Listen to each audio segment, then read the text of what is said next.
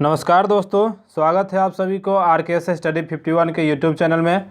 तो दोस्तों आज हम करेंगे एडुटेरिया का महत्वपूर्ण बिहार दरोगा के लिए प्रैक्टिस सेट थर्ड, और आज का हमारा प्रैक्टिस सेट नंबर होगा 2। तो आप सभी लोग इस प्रैक्टिस सेट को ज़रूर बनाएं। तो चलिए शुरू करते हैं पहले क्वेश्चन के साथ।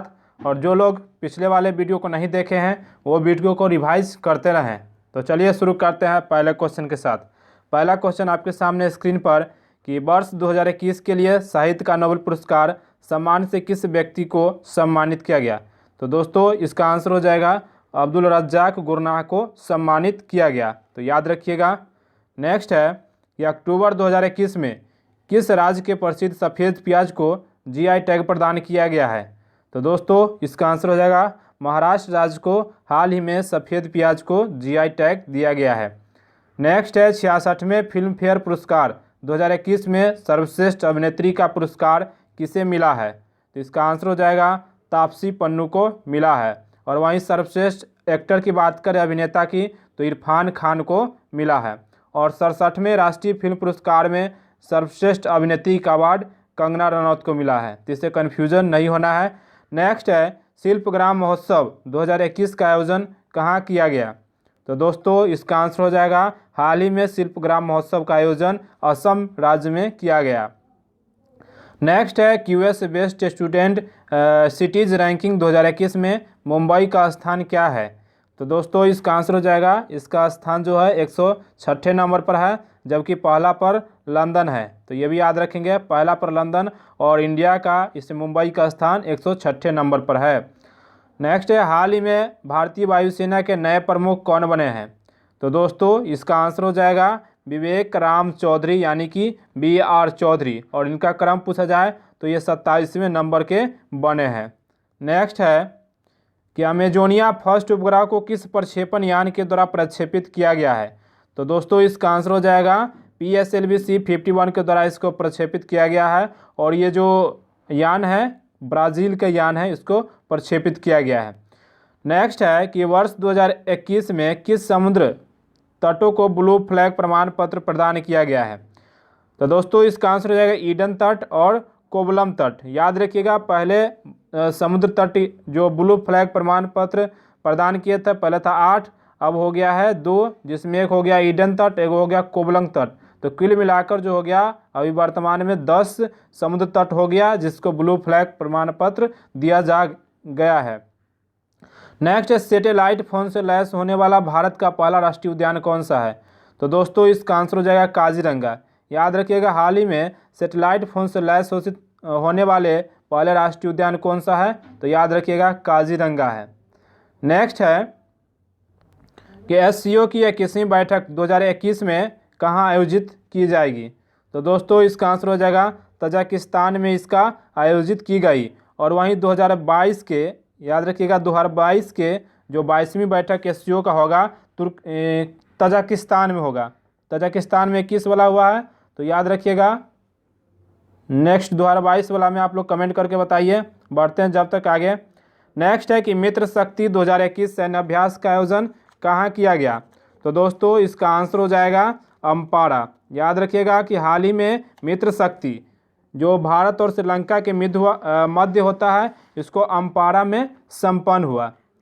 तो नेक्स्ट क्वेश्चन की ओर चलते हैं। तो नेक्स्ट क्वेश्चन आपके सामने कि भारत सरकार ने किस वर्ष तक भारतीय रेलवे को ग्रीन रेलवे बनाने का लक्ष्य रखा है। तो दोस्तों इसका आंसर हो जाएगा 2030 तक भारतीय रेलवे ने ग्रीन रेलवे बनाने का लक्ष्य रखा है। और 2025 की बात करें तो इसे TB को समाप्त करने का लक्ष्य रखा है। चलिए देखते हैं पिछले वाले क्वेश्चन को कि SCO की 22वीं बैठक जो 2022 में होगा तो याद रखिएगा उज्बेकिस्तान में होगा। तो याद रखिएगा उज्बेकिस्तान। नेक्स्ट है कि किस राज्य ने जन सुनवाई योजना की शुरुआत की है। तो दोस्तों इसका आंसर हो जाएगा मध्य प्रदेश सरकार के द्वारा हाल ही में जन सुनवाई योजना की शुरुआत की गई है। नेक्स्ट है सेहत OPD पोर्टल को किस मंत्रालय के द्वारा जारी किया गया है। तो दोस्तों इसका आंसर हो जाएगा रक्षा मंत्रालय के द्वारा सेहत OPD पोर्टल को जारी किया गया है। नेक्स्ट है पुस्तक human rights and terrorism in India के लेखक कौन है। तो दोस्तों इसका आंसर हो जाएगा सुब्रमण्यम भारती, जो कि B नंबर ऑप्शन। नेक्स्ट है, भारत सरकार ने वर्ष 2025-26 तक राजकोषीय घाटा को जीडीपी का कितना प्रतिशत करने का लक्ष्य रखा है? तो दोस्तों इसका आंसर हो जाएगा 4.5%। नेक्स्ट है, बजट 2021-22 के अनुसार देश में कुल कितने सैनिक स्कूल खोले जाएंगे? तो इसका आंसर हो जाएगा 100 सैनिक स्कूल खोले जाएंगे। नेक्स्ट है, अप्रैल 2020 से सितंबर 2020 तक भारत में सर्वाधिक एफडीआई किस देश से आया है? तो दोस्तों इसका आंसर हो जाएगा सिंगापुर से सर्वाधिक एफडीआई, जो कि अप्रैल 2020 से सितंबर 2020 तक आया था। नेक्स्ट है, टोक्यो पैरालंपिक में भारत के लिए पहला पदक किसने जीता? तो दोस्तों इसका आंसर हो जाएगा भाविनाबेन पटेल, जो कि टोक्यो पैरालंपिक के लिए पहला पदक जीता, जबकि पहला स्वर्ण पदक अवनी लेखारा जीता। नेक्स्ट है, टोक्यो पैरालंपिक में स्वर्ण पदक जीतने वाले बैडमिंटन खिलाड़ी प्रमोद भगत का संबंध बिहार के किस जिले से है? तो दोस्तों इसका आंसर हो जाएगा वैशाली। याद रखिएगा, हाल ही में प्रमोद भगत जो कि बैडमिंटन खिलाड़ी से संबंधित है, टोक्यो पैरालंपिक में स्वर्ण पदक जीता है, और जो वैशाली से संबंधित है। नेक्स्ट है, किस देश ने भारत से ब्रह्मोस मिसाइल सहित अन्य उपकरण की खरीद हेतु समझौता किया है? तो दोस्तों इसका आंसर हो जाएगा फिलीपींस ने हाल ही में ब्रह्मोस मिसाइल सहित अन्य उपकरण जो कि खरीदने के लिए फिलीपींस के साथ समझौता किया है। किस राज्य के द्वारा देश के पहले नैनो यूरिया लिक्विड को लॉन्च किया है? तो इसका आंसर हो जाएगा इफ्को के द्वारा हाल ही में नैनो यूरिया लिक्विड को लॉन्च किया गया है। नेक्स्ट है, हाल ही में एस्टोनिया की पहली महिला प्रधानमंत्री कौन बनी है? तो दोस्तों इसका आंसर हो जाएगा काजा कलास, जो कि ये नंबर आंसर सही है। नेक्स्ट है, नवीनतम आंकड़ों के अनुसार भारत का दूसरा सबसे बड़ा तेल आपूर्तिकर्ता कौन देश बन गया है? तो इसका आंसर हो जाएगा अमेरिका हाल ही में दूसरा तेल आपूर्तिकर्ता देश बन गया है। दोस्तों ये वीडियो आपको कैसा लग रहा है, लाइक ज़रूर करते रहिएगा और दोस्तों के साथ शेयर भी करते रहिएगा। तो नेक्स्ट है कि किस देश ने निवेश को बढ़ाने हेतु नई नागरिकता नीति 2021 की शुरुआत की है? तो इसका आंसर हो जाएगा यूएई के द्वारा हाल ही में नई नागरिकता नीति 2021 की शुरुआत की गई है। नेक्स्ट है कि निम्नलिखित में से कौन सा राज्य पड़ोसी देश भूटान के साथ सीमा साझा नहीं करता है? तो इसका आंसर हो जाएगा उपयुक्त में से कोई नहीं, यानी कि भूटान देश के साथ असम, पश्चिम बंगाल और अरुणाचल प्रदेश जो कि सीमा साझा करता है। तो इसका आंसर क्या हो जाएगा? D number option. नेक्स्ट है, अरावली पहाड़ी के पश्चिमी छोर से निम्न में से कौन सी नदी निकलती है? तो इसका आंसर हो जाएगा कि अरावली पहाड़ी के पश्चिमी छोर से लूनी नदी और माही नदी निकलती है, जबकि बनास नदी जो है पूर्वी छोर से निकलती है। तो साथ में ये भी याद रखेंगे। नेक्स्ट है, हिमालय का प्रादेशिक विभाजन 4 विभाग में की गई है, जिसमें नेपाल हिमालय की लंबाई लगभग कितनी है? तो इसका आंसर हो जाएगा 800 किलोमीटर। याद रखिएगा कितना है? 800 किलोमीटर है। नेक्स्ट है, सैंडल पीक की अवस्थिति कहाँ स्थित है? तो इसका आंसर हो जाएगा उत्तरी अंडमान में, उत्तरी अंडमान, जो कि बी नंबर ऑप्शन सही है। नेक्स्ट है, दिए गए विकल्पों में कौन कृष्णा की सहायक नदी नहीं है? तो इसका आंसर हो जाएगा पीन गंगा, जो कि कृष्णा की सहायक नहीं है, जबकि अमरावती, मूसी, पंचगंगा ये सभी कृष्णा की सहायक नदी है, जबकि पीन गंगा जो है गोदावरी की सहायक नदी है। तो साथ में ये भी याद रखते चलिएगा। नेक्स्ट है कि विश्व में तंबाकू का सबसे बड़ा उत्पादक देश कौन है? तो इसका आंसर हो जाएगा विश्व में तंबाकू का सबसे बड़ा उत्पादक देश की बात करें तो चीन है, और वहीं भारत में अगर राज्यों की बात करें तो तंबाकू के उत्पादन में पहला जो स्थान है, याद रखिएगा, आंध्र प्रदेश का है। नेक्स्ट है, भारत के किस क्षेत्र में अत्यधिक असिंचित खेती की जाती है?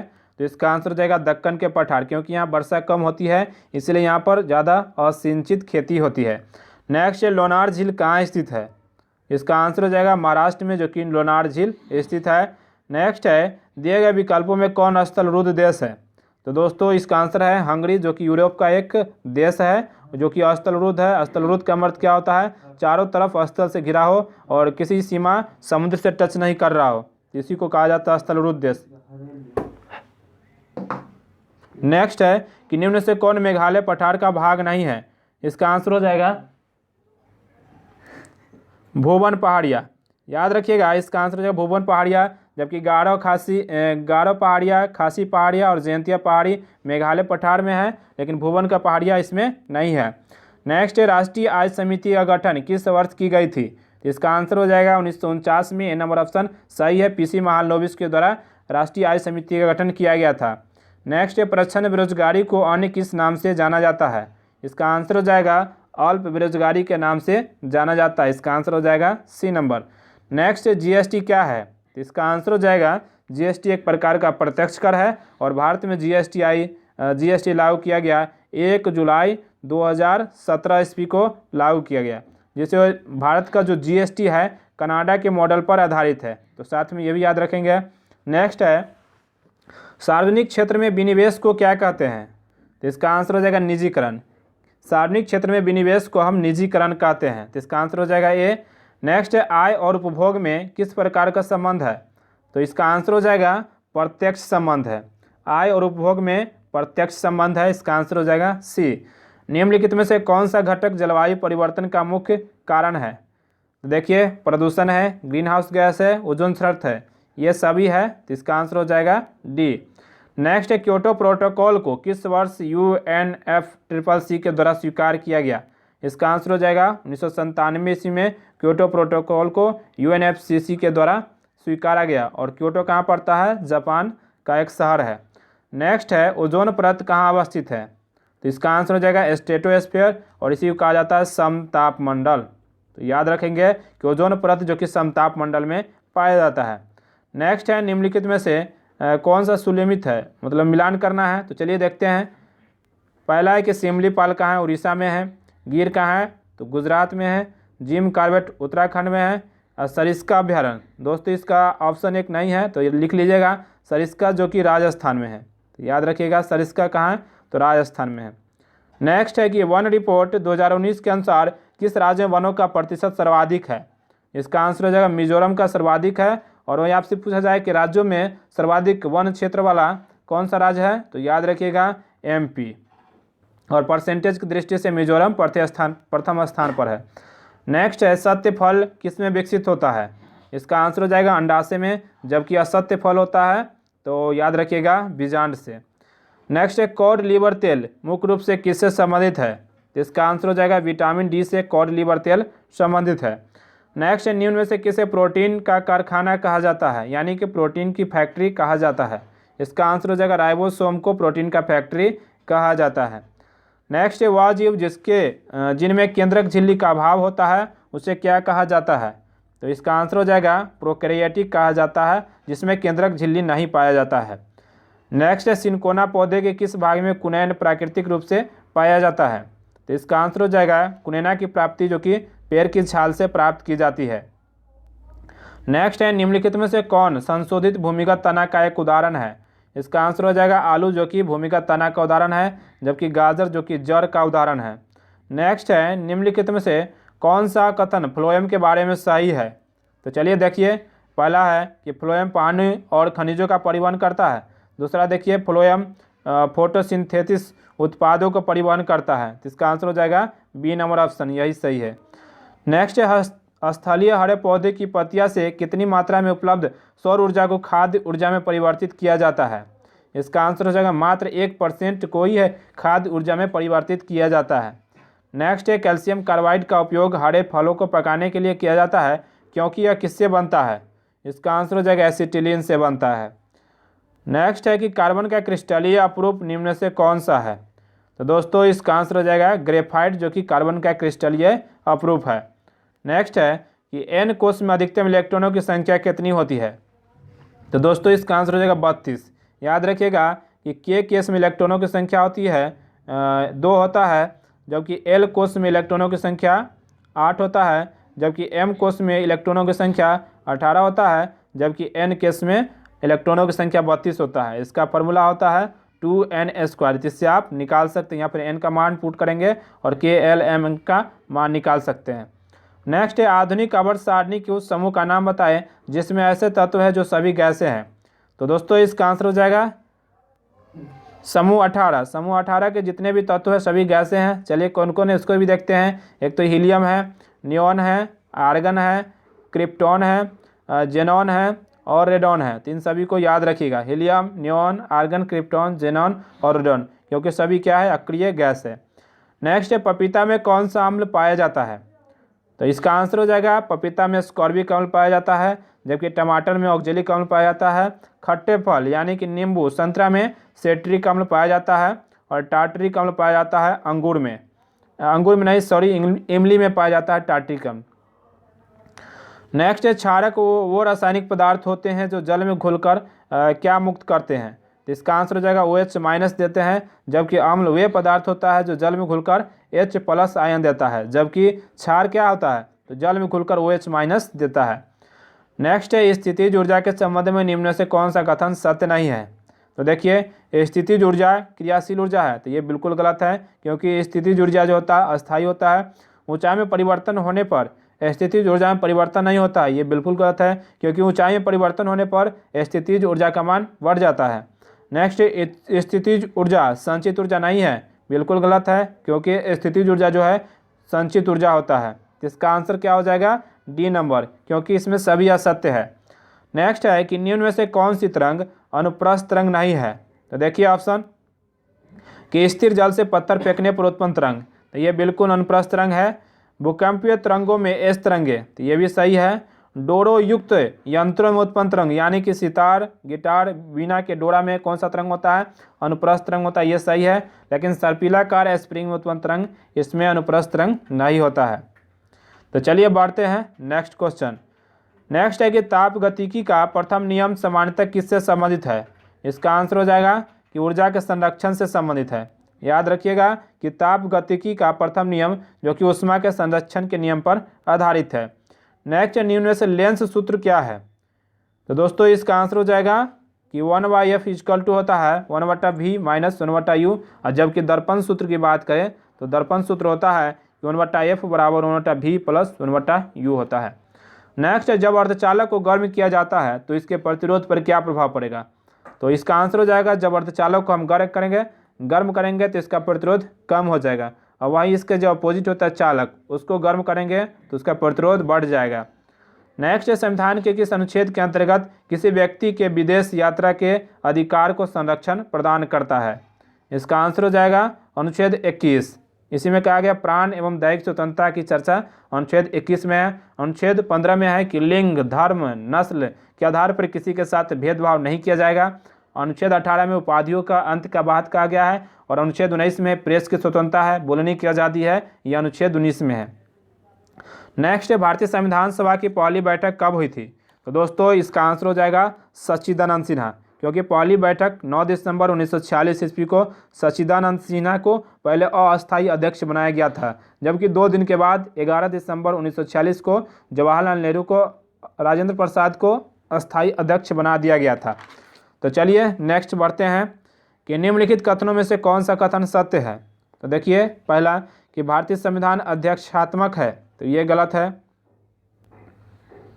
नेक्स्ट है कि भारत एक नाम मात्र का राजतंत्र है, ये भी गलत है। भारत एक कुलीन तंत्र है, ये भी गलत है। लेकिन भारत एक संसदात्मक प्रजातंत्र, ये बिल्कुल सही है। भारत क्या एक संसदात्मक प्रजातंत्र है। नेक्स्ट है सेवा के अधिकार की अवधारणा सर्वप्रथम किस देश में प्रारंभ हुई। इसका आंसर हो जाएगा कि ब्रिटेन में सबसे पहले सेवा के अधिकार की अवधारणा प्रारंभ हुई। नेक्स्ट है भारत के राष्ट्रपति अपने शक्तियों का प्रयोग करते हैं किसके द्वारा। यहाँ देखिए इसका आंसर हो जाएगा सीधे अथवा अपने अधीनस्थ अधिकारियों के द्वारा राष्ट्रपति अपने शक्तियों का प्रयोग करते हैं। और भारत के संविधान में कहा गया है कि अनुच्छेद 52 में क्या होगा, एक राष्ट्रपति के बारे में कहा गया है। नेक्स्ट है लोकसभा के प्रथम अध्यक्ष कौन थे जिनके विरुद्ध अविश्वास प्रस्ताव लाया गया था। इसका आंसर हो जाएगा जीवी मावलंकर, जो कि लोकसभा के पहले अध्यक्ष थे जिनके विरुद्ध अविश्वास प्रस्ताव लाया गया था। नेक्स्ट है वर्तमान में भारत में कितने राज्य एवं संघ राज्य क्षेत्र है। इसका आंसर हो जाएगा 28 राज्य और 8 संघ शासित प्रदेश है, तो ये याद रखिएगा। नेक्स्ट जनसंख्या नियंत्रण एवं परिवार नियोजन संविधान के 7वीं अनुसूची के किस सूची का विषय है। तो दोस्तों भारतीय संविधान के 7वीं अनुसूची में 3 सूची का वर्णन किया गया है। एक होता है राज्य सूची, संघ सूची और समवर्ती सूची, जिसमें जनसंख्या नियंत्रण और परिवार नियोजन ये समवर्ती सूची का विषय है। इसके अलावा भी शिक्षा जो कि समवर्ती सूची का विषय है। और आपसे पूछा जाए कि जनगणना, तो याद रखिएगा संघ सूची का विषय है। नेक्स्ट है राज्य सरकार का कार्यकारी अध्यक्ष या संवैधानिक प्रमुख कौन होता है।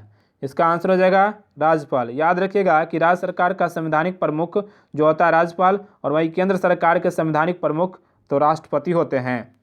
नेक्स्ट है कि निम्न में से किस समिति आयोग ने न्याय पंचायतों के गठन की सिफारिश की थी। इसका आंसर हो जाएगा बलवंत राय मेहता समिति। इसका गठन हुआ था 1977 ईस्वी में। सबसे पहले इन्हीं आयोग ने न्याय पंचायत के गठन की सिफारिश की थी और इन्होंने द्विस्तरीय पंचायती राज व्यवस्था दिया था। बलवंत राय मेहता समिति की बात करें तो 1957 ईस्वी में गठन होता है और इन्होंने सबसे पहले त्रिस्तरीय पंचायती राज व्यवस्था का अवधारणा दिए थे। उसके बाद है कि LM सिंघवी समिति, तो याद रखिएगा इसका SP होता है 1986 ईस्वी में दिए थे। GV राव समिति की बात करें तो 1985 ईस्वी याद रखिएगा। SP अधिकतर पूछा जाता है एग्जाम में, तो याद रखिएगा कि बलवंत राय मेहता समिति 1957, अशोक राय मेहता समिति 1977 और सिंघवी समिति की बात करें तो 86, जबकि GV राव समिति 1985। नेक्स्ट है भारतीय संविधान सभा ने राष्ट्रीय ध्वज को सर्वप्रथम कब स्वीकार किया गया? इसका आंसर हो जाएगा डी नंबर ऑप्शन, क्योंकि 22 जुलाई 1947 ईस्वी को स्वीकार किया गया राष्ट्रीय ध्वज को। नेक्स्ट है मिलान करना है कि सूची 1 को सूची 2 से मिलान करना है। संवैधानिक प्रावधान किस देश के संविधान से लिया गया है? इसका देखिए, पहला है कि मंत्रिमंडलीय सरकार, जो कि ब्रिटेन के संविधान से लिया गया, ये सही है। केंद्र राज्य संबंध, ये कनाडा के संविधान से लिया गया है, बिल्कुल सही है। आपात उपबंध, जो कि जर्मनी के संविधान से लिया गया, ये भी सही है। मूल अधिकार, जो कि अमेरिका के संविधान से लिया गया है, ये बिल्कुल सही है। इसका आंसर हो जाएगा ए नंबर 1 2 3 4। नेक्स्ट है कि सल्तनत काल में राजस्व विभाग के प्रमुख को क्या कहा जाता था? इसका आंसर हो जाएगा कि वजीर, जो कि सल्तनत काल में राजस्व विभाग के प्रमुख को वजीर कहा जाता था। और वहीं बात करें वकील ए दर, तो क्या होता था? तो व्यक्तिगत सेवाओं को देखभाल करता था वकील ए दर, जबकि मुशरिक ए मुमालिक एक प्रकार का महालेखागार होता था। और खजीम की बात करें तो खजीम को कोषाध्यक्ष कहा जाता था। नेक्स्ट है अकबर के द्वारा फतेहपुर सीकरी की स्थापना कब की गई? इसका आंसर हो जाएगा 1571 ईस्वी में अकबर के द्वारा फतेहपुर सीकरी की स्थापना की गई, जबकि 1575 में इबादत खाना की स्थापना की गई थी, जबकि 1564 ईस्वी में जजिया कर को समाप्त किया था अकबर ने। नेक्स्ट है पुरंदर की संधि कब हुआ? इसका आंसर हो जाएगा 1665 ईस्वी में शिवाजी एवं जय सिंह के बीच पुरंदर की संधि 1665 ईस्वी में हुआ था। नेक्स्ट है चार बाग बनाने की परंपरा की शुरुआत किस शासक के समय में हुई? इसका आंसर हो जाएगा कि अकबर के समय में चार बाग बनाने की परंपरा की शुरुआत हुई। नेक्स्ट है मंदसौर अभिलेख निम्न से किस शासक से संबंधित है? तो दोस्तों इसका आंसर हो जाएगा मालवा के शासक यशोवर्मन। याद रखिएगा मंदसौर अभिलेख का संबंध जो कि मालवा के एक शासक यशोवर्मन से संबंध रखता है। नेक्स्ट है हेन सांग के संबंध में कौन सा कथन गलत है? तो देखिए हर्षवर्धन के शासनकाल में भारत आया, तो बिल्कुल सही है कि हेन सांग जो कि हर्षवर्धन के समय में भारत आया था, तो ये सही हो गया। इसका भ्रमण वृत्तांत शिव के में बनी, तो ये भी सही है। हेन सांग ने बुद्ध के प्रतिमा के साथ साथ सूर्य शिव एवं प्रतिमाओं का भी पूजन किया, तो इसका आंसर क्या हो जाएगा? ये सभी सही है। नेक्स्ट है सैंधव सभ्यता के प्रमुख स्थल रोपर किस नदी के किनारे स्थित है? इसका आंसर हो जाएगा रोपर जो कि सतलज नदी के किनारे स्थित है। नेक्स्ट है कि उत्तरकालीन मुगल सम्राट में सर्वाधिक समय तक शासन किसने किया? इसका आंसर हो जाएगा, याद रखिएगा, शाह आलम द्वितीय। याद रखिएगा सर्वाधिक जो कार्यकाल रहा था शाह आलम द्वितीय का रहा था। याद रखिए कब से कब तक? तो 1759 से लेकर 1806 ईस्वी तक इसका कार्यकाल रहा था। नेक्स्ट है प्रमुख जैन तीर्थंकरों में अरिस्टनेमी जो 22वें तीर्थंकर थे उसका प्रतीक चिन्ह क्या है? इसका आंसर हो जाएगा अरिस्टनेमी का प्रतीक चिन्ह शंख। जबकि सर्प की बात करें तो जैन धर्म के 23वें तीर्थंकर थे पार्श्वनाथ, उसका प्रतीक चिन्ह सर्प था। और जैन धर्म के 24वें तीर्थंकर जो महावीर थे उनका प्रतीक चिन्ह सिंह। जबकि जैन धर्म के 21वें तीर्थंकर नेमिनाथ, उसका जो प्रतीक चिन्ह है नीलकमल। नेक्स्ट है लंगर व्यवस्था को किस सिख गुरु ने अस्थायी बना दिया? दोस्तों सिख धर्म की स्थापना जो कि गुरु नानक के द्वारा किया गया और वह पहले गुरु थे, और उसके बाद आए दूसरे गुरु जिसका नाम था गुरु अंगद। इन्होंने क्या किया? लंगर व्यवस्था को सिख मतलब अस्थायी बना दिया। लंगर व्यवस्था को स्टार्ट किया गुरु नानक, लेकिन अस्थायी बना दिया गुरु अंगद। और सिख के 10वें गुरु हो गए गुरु गोविंद सिंह। नेक्स्ट है कि निम्नलिखित गवर्नर जनरल में से किसे राजकोषीय कोषागार को मुर्शिदाबाद से हटाकर कोलकाता लाया? इसका आंसर हो जाएगा वारेन हेस्टिंग्स के द्वारा जो है सबसे पहले राजकीय कोषागार को मुर्शिदाबाद से हटाकर कोलकाता लाया गया। नेक्स्ट है बरेली में हुए 1857 के विद्रोह को दबाने वाला ब्रिटिश नायक कौन था? इसका आंसर हो जाएगा हडसन। याद रखिएगा हडसन जो कि 1857 के विद्रोह में दबाने वाले बरेली से हडसन। कैंपबेल की बात करें तो कैंपबेल जो कि लखनऊ से था। और वहीं कर्नल नील की बात करें तो ये इलाहाबाद, याद रखिएगा, और निकलसन और हडसन जो कि दिल्ली से था, तो साथ में ये भी याद रखेंगे। नेक्स्ट है, पहली बार स्वराज शब्द का प्रयोग कब किया गया? इसका आंसर हो जाएगा 1906 ईस्वी में कांग्रेस के कोलकाता अधिवेशन, जिसकी अध्यक्षता दादा भाई नौरोजी ने किए थे, और उसी अधिवेशन में पहली बार स्वराज शब्द का प्रयोग किया गया था। और 1911 ईस्वी में पहली बार राष्ट्रगान को गाया गया था, और पहली बार 1896 ईस्वी में राष्ट्रीय गीत वंदे मातरम को गाया गया था, और 1907 ईस्वी में सूरत अधिवेशन हुआ था, जिसमें कांग्रेस 2 गुट में बट गए थे, एक नरम दल और एक गरम दल। इन चारों ईस्वी को आप याद रखेंगे। नेक्स्ट है, आर्थिक सहयोग और विकास संगठन का मुख्यालय कहाँ है? इसका आंसर हो जाएगा पेरिस। आर्थिक सहयोग और विकास संगठन का मुख्यालय जो कि पेरिस में है। नेक्स्ट है, सबाक निम्न में से किस देश की गुप्तचर संस्था है? इसका आंसर हो जाएगा सबाक, जो कि ईरान के एक गुप्तचर संस्था है। और वहीं बात करें कि ईरान की गुप्तचर संस्था को, तो इसका जो है अल मुखबरात है। और मिस्र की बात करें तो मिस्र का है मुखबरात, सिर्फ मुखबरात। और वहीं बात करें इजराइल की, तो इजराइल का है मोसाद। तो साथ में सभी याद रखेंगे। नेक्स्ट है कि 49वीं समानांतर रेखा किन 2 देशों की अंतर्राष्ट्रीय सीमा रेखा है? इसका आंसर हो जाएगा यूएसए एवं कनाडा के बीच, जो कि 49वीं समानांतर रेखा है। जबकि उत्तर कोरिया और दक्षिण कोरिया के बीच 38वीं समानांतर रेखा है। जर्मनी और फ्रांस के मध्य मॉगिनट लाइन है, तो याद रखिएगा। नेक्स्ट है, भारत का सबसे ऊंचा बांध किस राज्य में स्थित है? इसका आंसर हो जाएगा उत्तराखंड में टिहरी बांध, जो कि भागीरथी नदी पर है, जो भारत का सबसे ऊंचा बांध है। नेक्स्ट है, कृत्रिम उपग्रह को अंतरिक्ष में प्रक्षेपण करने वाला प्रथम देश कौन है? इसका आंसर हो जाएगा रूस, जो कि कृत्रिम उपग्रह को सबसे पहले अंतरिक्ष में प्रक्षेपण किया था। नेक्स्ट है, निम्न में से कौन मूल राशि नहीं है? इसका आंसर हो जाएगा मूल राशि आयतन, जो कि मूल राशि नहीं है। तो दोस्तों, ये वीडियो आपको कैसा लगा कमेंट करके ज़रूर बताइए। दोस्तों के साथ शेयर भी करते रहिए, और पुराने वाले वीडियो को भी रिवाइज करते रहिए। तो चलिए मिलते हैं नेक्स्ट वीडियो में, तब तक के लिए धन्यवाद।